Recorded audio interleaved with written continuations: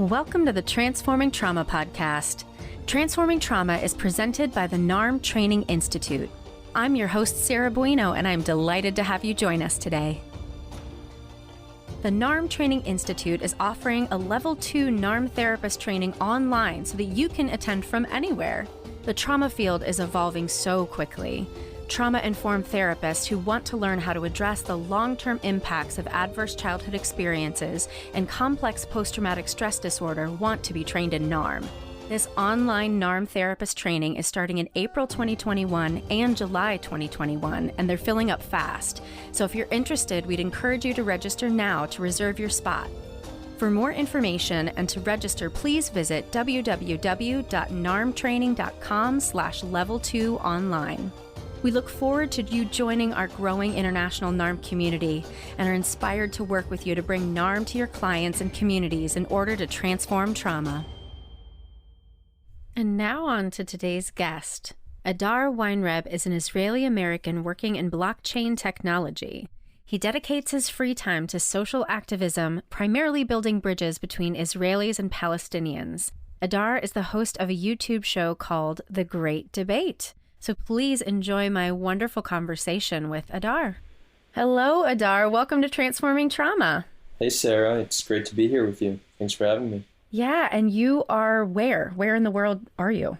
I'm currently in Tel Aviv, Israel, where I reside. Yeah, as we were scheduling, I was like, oh, wait, yeah, you're not in the U.S. We've got to configure this a little differently than usual. You were trying to book me for an evening time, your time zone, but that would be at like 3 a.m. over here in Israel. Yes. So, well, we made it work. Right. I would never ask that of our guests to do an interview at 3 a.m. But so thank you so much for joining us. And Brad had connected us because I believe he follows you on social media. So I wanted to give you a chance to really introduce yourself and your work to our listeners, and then we'll dig into all the fun trauma stuff, if that's a thing. Sure. So I'd say for the past 6 or so years, I've been involved in social activism here in Israel. And I do try to speak on multiple issues that I feel are important, but the primary focus of the work I've done has been connecting between Israelis and Palestinians. Being an Israeli, this conflict is close to home and close to heart. I'm half American as well. That's why my English sounds pretty damn good. Yeah, right? Yeah. But, as an Israeli, this conflict is important to me because it affects me. I've lost friends either in war or in terror attacks.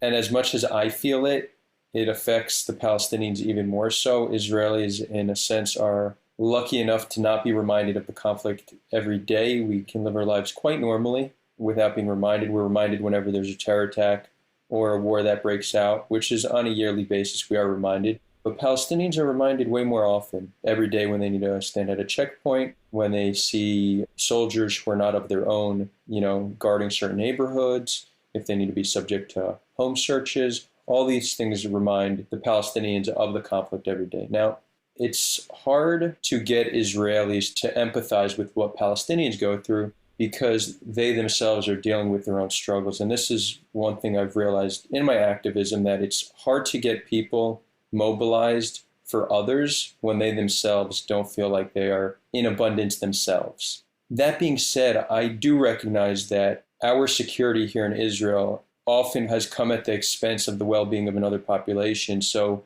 for me, it's not enough to just live a comfortable life. I'm constantly reminding myself that our security comes at the expense of another group of people's well-being.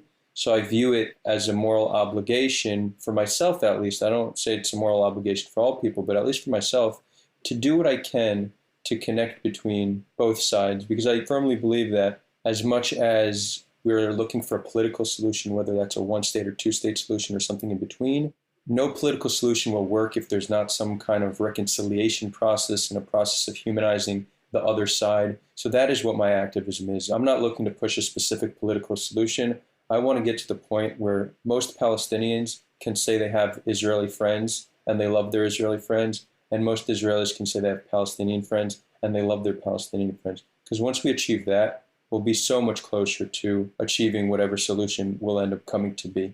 Well, let's back up a little bit and frame this for listeners. So I'm not sure if you're aware, but we had several episodes that really centered the trauma experience of Jewish people, one of them in, I think it was Norway, and then others in America. And I don't know, because all of us haven't been touched by it, that everyone who's listening right now really understands what is at the heart of the Israeli and Palestinian conflict.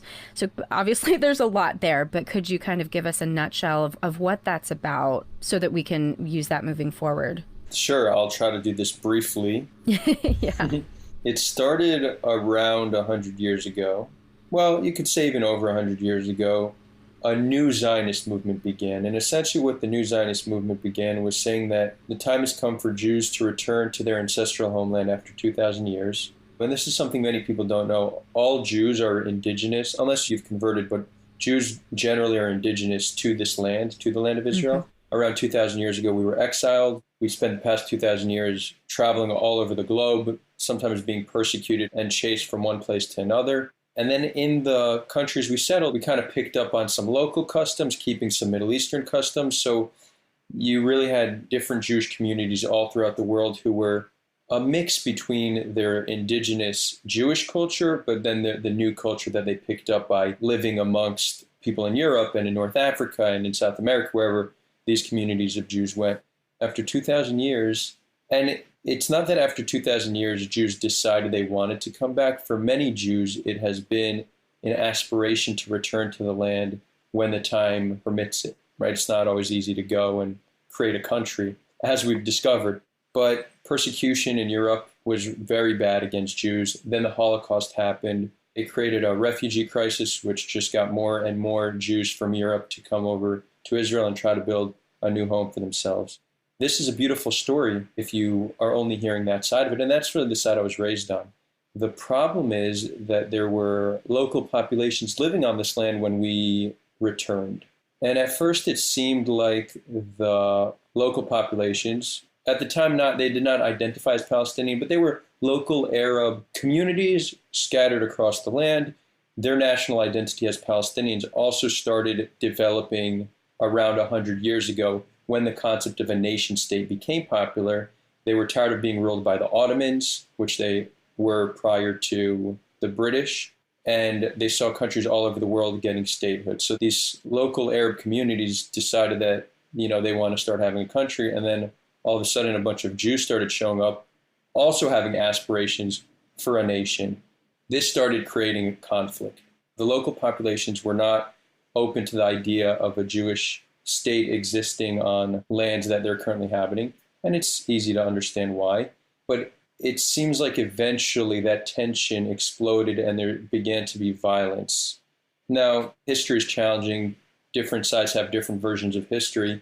Palestinians will cite the fact that some Palestinians were kicked out of their homes as the first act of violence. We will consider a massacre done in Hebron as the first act of violence towards us. So we have different narratives where we describe a different first act of violence, but regardless of who started it, and I actually don't think it's that important because the people who started it are no longer here. It's the offspring who now need to clean up the mess. But that began a very long cycle of violence that continues until today. So I don't even want to say it's a religious dispute. It might have something to do with religion. It's not a cultural dispute either. It is two people who both have national aspirations, whose national aspirations seem to get in the way of one another. Mm-hmm. Well said. And I would say that's as brief as I could go. I did leave out a whole lot of details, but it's a complex one, yeah. Of course, of course. And thank you for framing that for us. And thinking about how long it's been going on, I think listeners can really understand the tension and the conflict and how important it is to be able to see the other side. So I'd really love for you to talk more about that, because before we started, I was basically asking you, what do you know about trauma and how are we going to talk about this today? And you said, yeah, well, I've been working with trauma every single day, but not talking about it in that way. But so talking about this idea of being able to deal with one's own pain in order to see the other side. Do you want to speak on that a little bit more? Yeah, sure. And before I get into it, I would like to give a disclaimer, something that I think would help us get through this conversation, at least for the listeners. this is a conflict that arouses immense emotion, and understandably so. Mm-hmm. And I think that most people who are interested in this conflict have taken a definitive stance on who's the good guy and who's the bad guy. I'm not interested in playing that game. I'm interested in connecting between both sides. That doesn't mean that all things are equal between both sides. That doesn't mean that the injustice is equal. So I just want people to understand, I'm not making an equivalence between the pain collective groups go through. I'm not making a comparison between injustices. It's simply a recognition that at the end of the day, the people on both sides are harmed from this conflict. And as a humanist, I approach it as valuing all life of human worth. And I'm not looking to point fingers. I'm looking to solve problems. So I just want to put that out there. If you feel like I'm not attacking the side you think is evil, I'm sorry. I just don't view that as a productive approach forward. So I just wanted to put that out there. Well, if I can just add in there too, that sounds a lot like how I feel in terms of anti-racism work and Black Lives Matter in the United States. And sometimes folks in that camp of Black Lives Matter want to say, like, you know, all police are bad and all these things are bad. And I feel exactly like you said, that narrative doesn't get us very far. Right. So I really love the way you're framing this in a very trauma-informed way, which is beautiful. Makes me happy to hear that. And by the way, a lot of, you mentioned Black Lives Matter and anti-racism. So I do see a lot of parallels in the activism I do, my approach to activism, and my critiques of certain forms of activism I see across the board, both here in Israel, Palestine, and in the United States. So I think there's a lot we would agree on in that regard. When it comes to the trauma, so the majority of both Israelis and Palestinians have some amount of trauma.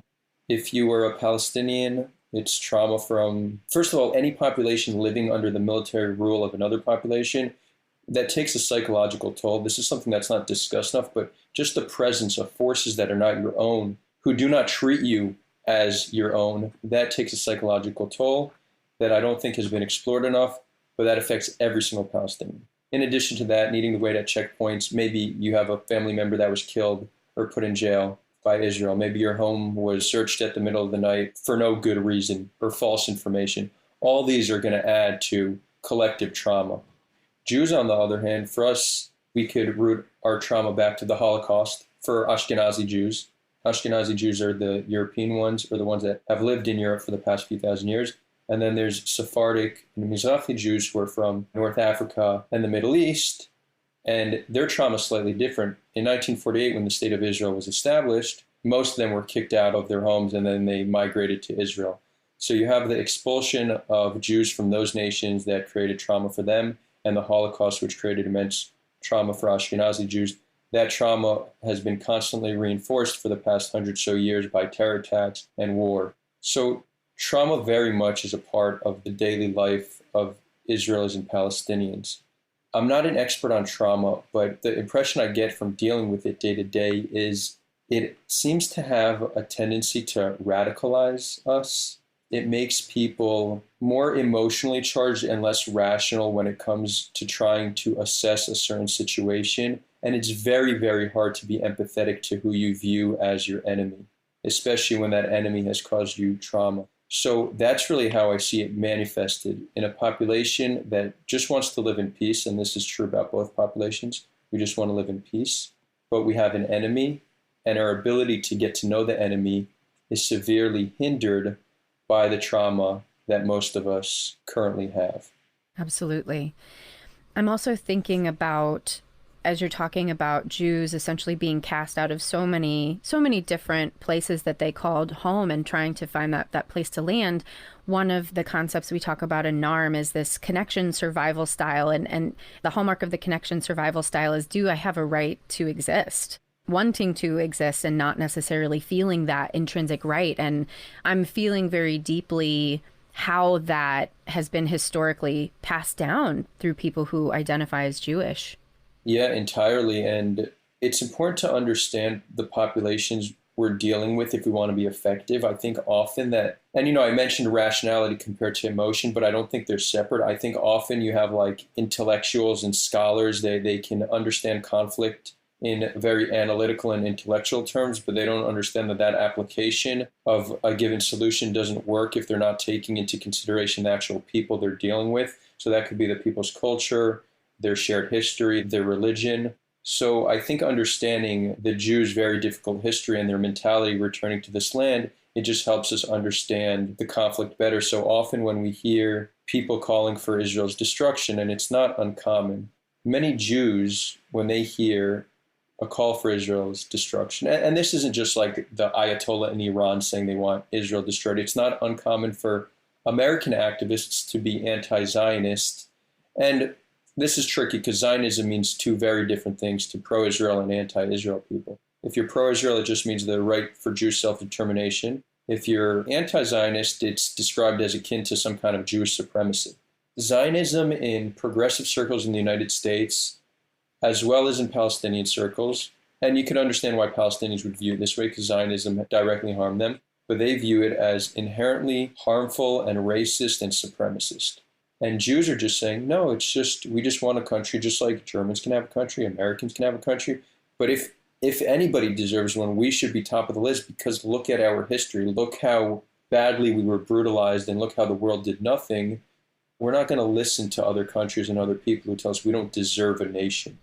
You weren't there when we were being killed.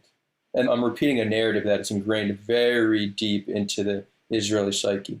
We were murdered. The world did nothing. We now have strength. We now can protect ourselves. The chance of Israel being dismantled somehow is close to none. And we're willing to fight and die in order to maintain our state. So I'm describing what is probably the average Israeli mentality. It's against all odds, we have survived. The world did not help us when we needed help. So we could trust nobody but ourselves. And if you don't understand this dynamic and you want to try to get involved in the conflict, like how can you? How can you be productive and helpful if you don't understand this challenging dynamic? So this is part of the work I do, trying to teach Palestinians this dynamic. How do you get Palestinians to listen? Well, it's simple. You listen to them. Right? This is another thing I tell people all the time. If you ask somebody about their life and their struggle and their people, they will tell you. I'm saying this to anyone listening, if you're an Israeli or Palestinian or whatever conflict you might be involved with, it could be Republicans and Democrats. Right. If you ask somebody about themselves, they will share. And once they see that you care about them, they will be much more open to hearing who you are and what your side is. So most Israelis don't know Palestinians. 20% of Israel's population are Israeli Arabs. Some of them identify as Palestinian. But when I refer to Palestinians, I'm talking about non-Israeli citizens currently living in the West Bank. Israeli Arabs, most Israelis do not view Israeli Arabs as the enemy. They accept them as our fellow citizens. When it comes to Palestinians, we view them as the enemy, but most of us have never met a Palestinian. The only thing we hear about them is on the news and from our politicians, both of which have incentive to give an over-sensationalized version of the truth, focusing on the worst members of a group, because it's advantageous for media and for politicians to act in that way. The same goes on in Palestinian society. They hear about Israelis, the worst of us. What they're taught about us is only reinforced by experience they have meeting soldiers in the West Bank. So if you are dependent on your information about another population from politicians and media, that's a very problematic... That sounds familiar, right, American friends? Exactly. I tell these people, turn off the news and just start meeting new people, speaking to them. So we don't know one another, and we have a lifetime of teachings and fear to stop us from wanting to get to know one another. But I have noticed from experience, and in the work I do connect between a fair amount of Israelis and Palestinians. After just a few minutes of dialogue, you could see how a lifetime of teachings and beliefs begin to change. They don't change overnight. Beliefs normally take longer to change. They're deep-rooted, but that plants a seed in the individual's mind, which over time, I hope will grow into a beautiful garden, one that is, about peace and reconciliation and unity. There's a lot of things I want to comment on, but what I think might be really interesting to listeners to hear about is, how did you get there? What about your story helped you recognize, wait, we're not doing this right. Like, we need to actually share stories with one another rather than just be adversaries. That's a good question, and I do have an interesting story to tell in that regard. I served in the Israeli army. I did 3 years in the Israeli army. My views, it's fair to say, were quite different at that point.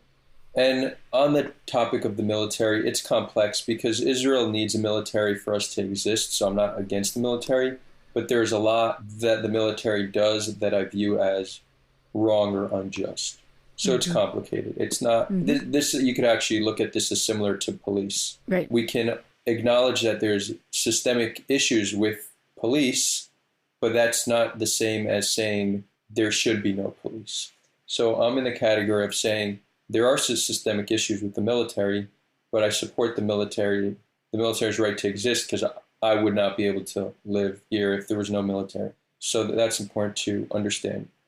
In my military service, I was guarding, and we're not like these Rambo soldiers. We're just kids, the average age of an Israeli soldier is 18, 19, 20 years old. And, we're board guarding, and I was just looking at a poster on the wall trying to pass time, and the poster showed Hamas training techniques. Hamas is our enemy. They're a designated terror organization where we're at war with them. Now, one of the Hamas soldiers was crawling through sand. I looked at him, and I was crawling through sand that same day.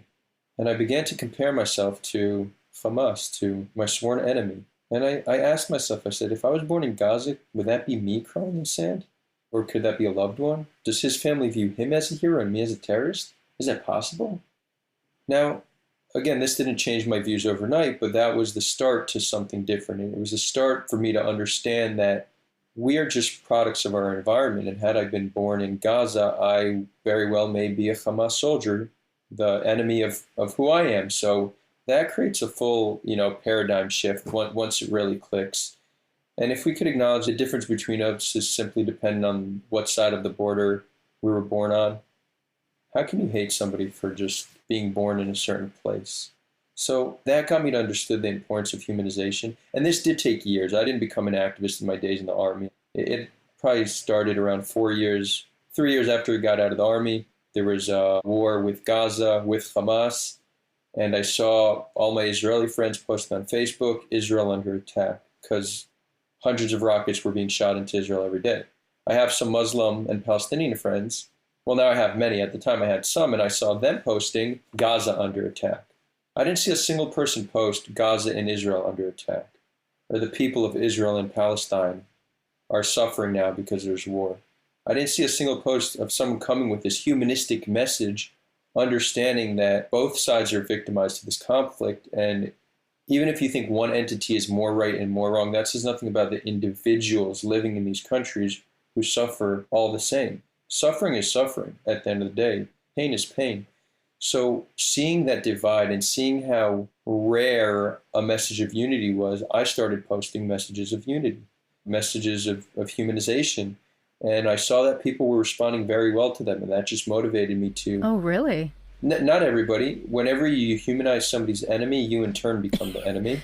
That's what I'm seeing on Facebook anyway, yeah. Yeah, so from personal experience, maybe if you were to say, and I got some flack for this as well, but if you were to say we need to connect with Trump supporters, you may get some heat for that, because you're viewing a Trump supporter as a human that is worth engaging with. And if somebody is convinced that in order to support Trump, you need to be an absolutely horrible human being, and that all Trump supporters are horrible human beings, you are now humanizing a horrible human being. You in turn can become the target of attack. So, well, let's pick that apart a little bit, because I think that's what's so, I can tell why Brad, listens to your work, because you're holding the nuances quite well. And when we are asking to humanize either side of whatever debate that we're having, we're not saying that what someone is doing is okay, right? That's literally what you said at the beginning, that we're not saying that one side is better than the other, or we're even taking sides at all. It's just recognizing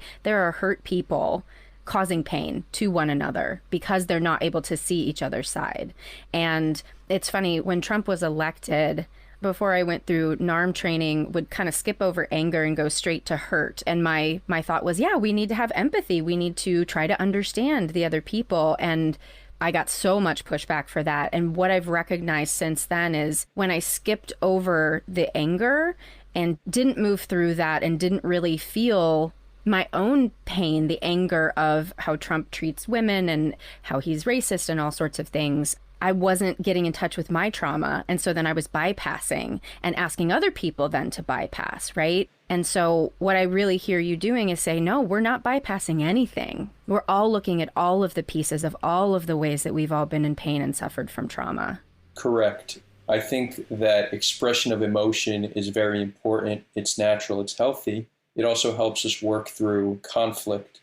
What I do just try to, if I were to guide the emotion in any direction, I would say rather take your anger out on institutions and governments and bodies rather than individuals, because generally speaking, anger towards individuals, and again, sometimes it's entirely justified, but in a situation where it's Israel, Palestine, or Republicans, Democrats, anger at what would be half the population, it does nothing to convince them to change. If anything, it just pushes them further apart instead of bringing them closer to you. It fuels this cycle of anger. And in addition to that, I will say that, and the concept of bypassing is fascinating, and, it's something I'd love to discuss more and learn more about, because there's definitely a trade-off, right? When do we let go of our anger? Because as long as we hold anger within us, it's within us. So we could be angry at somebody, but we feel it more than they'll feel our anger. So I view anger and many of these emotions as a poison of sorts that we hold within us. That being said, it's natural. It helps mobilize us. So it's just about finding the balance, knowing how to feel your anger, feel your emotions, allow them to mobilize you, but then find a way to heal so you're not harming yourself along the way. And I'd like to make this point when it comes to activism. So I consider myself an activist from a place of privilege. I speak out on issues, but the issues don't always affect me directly. Now, if I speak about anti-Semitism in Israel, Palestine, it does relate to me to an extent, but fighting for better lives for the Palestinians, I very well could just not care and just live my life. Or if I speak out against racism, I'm not a victim of racism day to day. I could very well ignore it. So I do recognize that my activism on an emotional level feels very different from people who themselves are oppressed or victimized by a conflict. So I think it's important to acknowledge that difference. And, me as coming from a place of privilege, I try to be very understanding and compassionate of other people and learning from them. That being said, I think that part of activism, regardless of if it comes from a place of privilege, and again, easier said than done, me coming from a place of privilege, it's easier to do, but there will always, or at least for this foreseeable future, but probably always, there will always be some amount of injustice in this world. There will always be something happening to make us furious. There's always something to be furious about. So I hear activists saying my anger is justified and this anger is helping us solve this problem. But once that problem's solved, there's another problem. So if your approach is that anger is necessary in order to bring about positive change, then you're destining yourself to a life of anger and pain.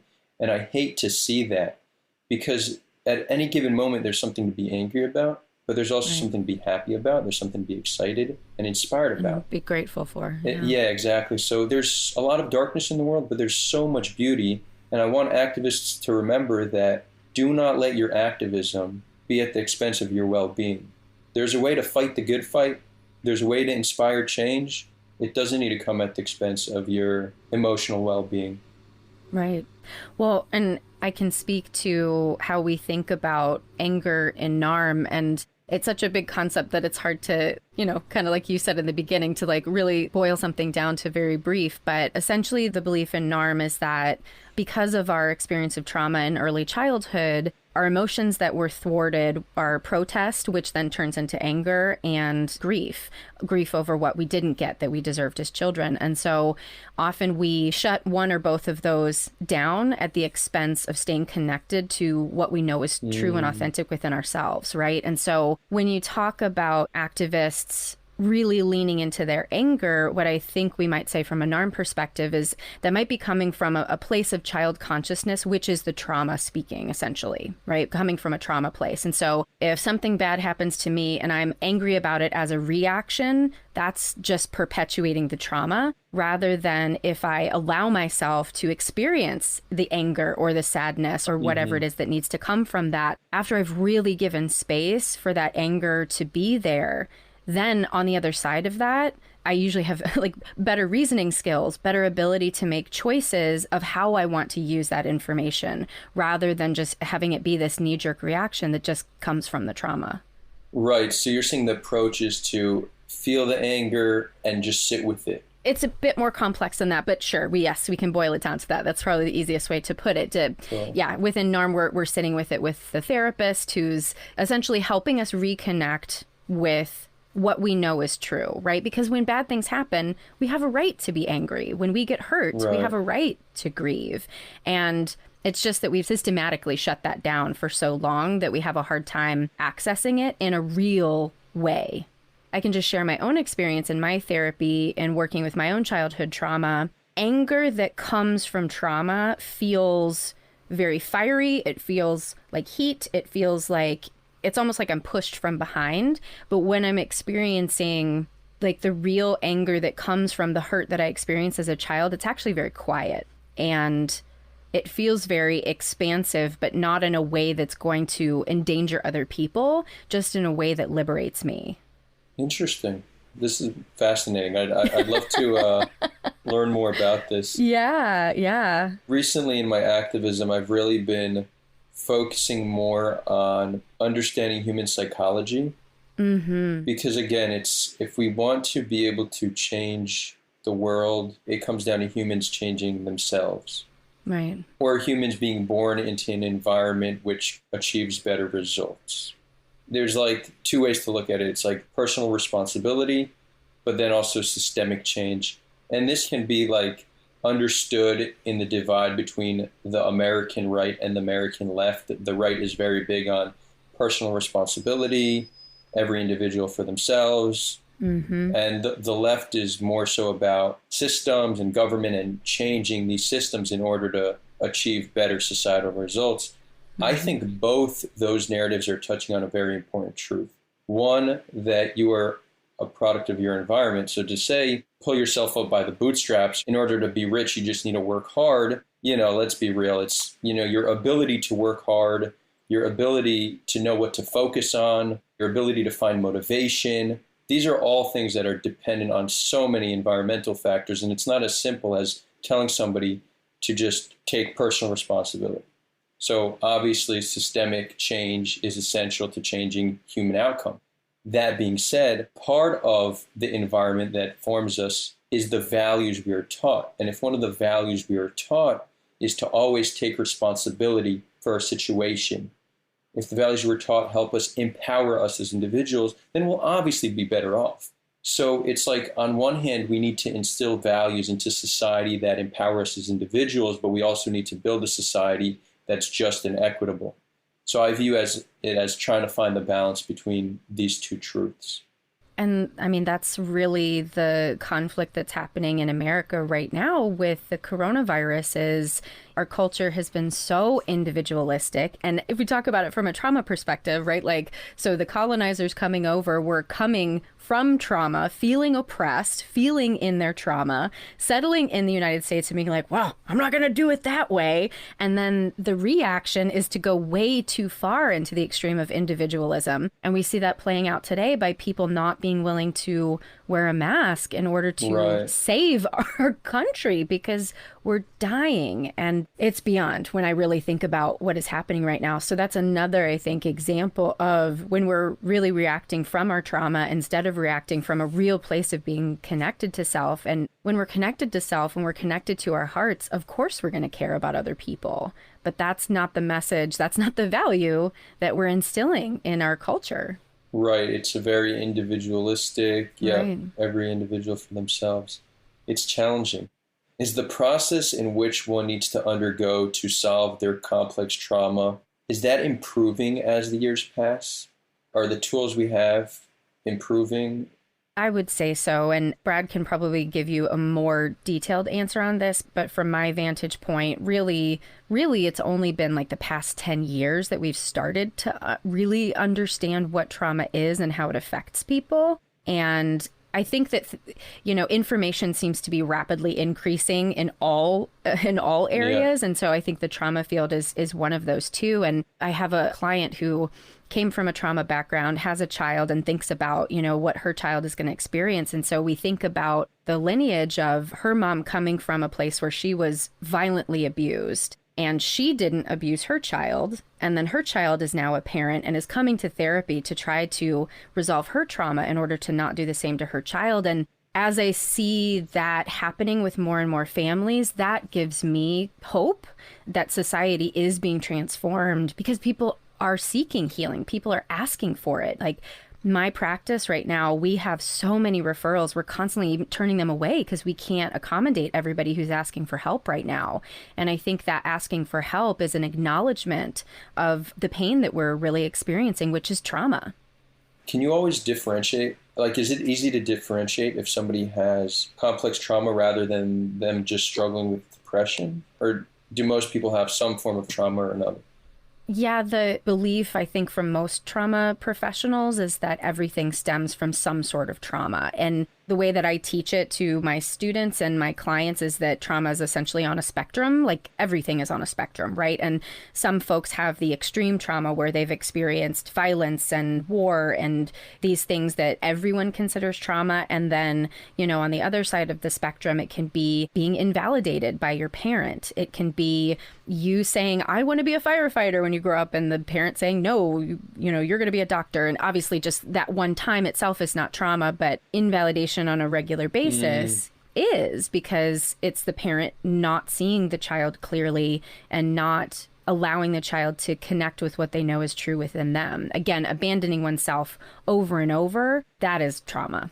And so depression can come, right, if you are a person who continues to abandon yourself over and over, or more likely, I kind of think of depression as anger turned inward and not being able to be angry at the systems, whether it be your parents or whether it be government or whoever it is. If I'm not allowing myself to be angry at those systems, then I just, like you said, keep it inside, and it's this poison. And that can flip to hopelessness, right? And then if I can't express this anger and I can't do anything about it, I just turn it inward, and then it's hopeless. And then I just shut down. Yeah, how do we do that to the 10 million people living from the river to the sea here on the land? Yeah. Right. Well, I mean, that's really what NARM hopes to. We really want more people to have access to this type of work. And so Brad and Larry and the entire team are really training a lot of folks right now in the hopes that we're going to be able to make a really big impact in the world.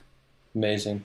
So what you're doing, I definitely commend you all. And it seems like it's certainly one of the ways forward. I wonder how you view this from like a NARM perspective, but would you view as something like just engaging with other sides? So let's say you have fear over another group of people. And now you sit with someone from that group and you get to know them as an individual. Would you view that as part of the trauma healing process? We haven't talked about that in NARM, but just me as a person, I can say yes. It seems to make sense. Right. And in other activists that I follow, there's an activist named Robin Henderson Espinoza, and they were trained as a clergy, I guess, is what you say. And they recognize that, a lot of religious people are are not necessarily practicing the way that Jesus would want them to practice. And so they really talk about like literally sitting down and having a meal with another person as a way to connect and begin to heal the collective trauma that we're all in the midst of, just as you said, to really, truly like listen and help me understand from your perspective what's going on, and then being willing to listen to the other side's perspective. Right. To build on that, I mentioned earlier that I think understanding psychology helps give us the keys to whatever solution we're looking for. But this is something I would recommend to all people when they want to engage. And this is a lifelong process. It's being effective communicators. So a willingness to want to engage is the first step. Being able to effectively engage is the second. We have a huge challenge with that here in Israel, Palestine, because we don't speak the same language. So imagine a reconciliation process with people who don't speak the same language. Very challenging. So a lot of the work is done in English because that is a language that the majority of both sides speak fairly well. Most Israelis speak English. I don't know what the exact number is amongst Palestinians, but I think the majority of both sides. But again, it's a challenge not being able to reconcile in the language we are most comfortable with. That being said, our ability to be effective communicators will just increase our ability to impact change, help people work through their trauma, and unify between populations. So if we can understand their psychology, but not only their psychology, their culture, and deeply understand their narrative and aspirations, I think if we look at it in those terms, it gives us the basis we need in order to have the right conversations. In addition to that, I'll add that just because something's true doesn't mean it's productive. Ooh, there's a quote. Yes. I think that, we hear often people praised for being truth speakers. I think this is one of the things that people really liked about Trump, which was interesting because he's a pathological liar, but they thought, I know. Yeah.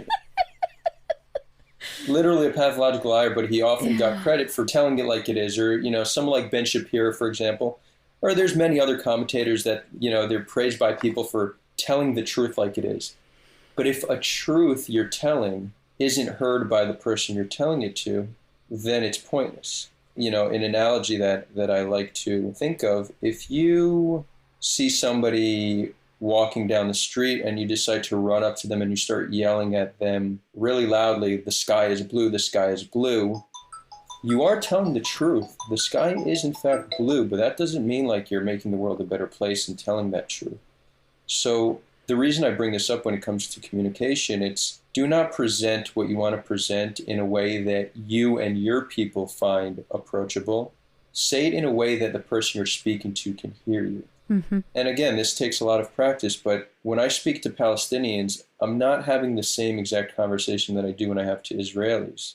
Now, this could also come off as not being completely consistent, right? Someone would say, oh, you're two-faced, you're having separate conversations, but that's not what it is.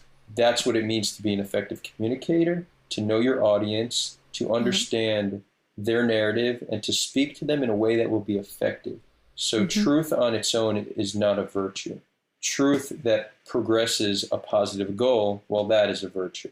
And again, you're so very clearly speaking to the nuance of everything. And I love when I hear people who aren't therapists being able to speak this way, because that gives me hope that we really are able to have more productive conversations about our differences and our struggles. And there's so much more we could talk about. Will you tell folks where they can find you and learn more about your work? Yeah, sure. So you can find me on all my social media channels. In addition to that, I do have a YouTube channel that currently is under the name of The Great Debate, but the name may, in fact, we're thinking of changing the name sometime in the next few weeks, so the name may change, but a link to that will be in the description. In addition to that, I'd like to invite everyone listening to a Discord community we have. For those unfamiliar, Discord is a new app similar to WhatsApp, but with different groups in it. And we have a community. You enter the portal, let's say, you're in the Great Debate community, and there you will see different tabs for different categories.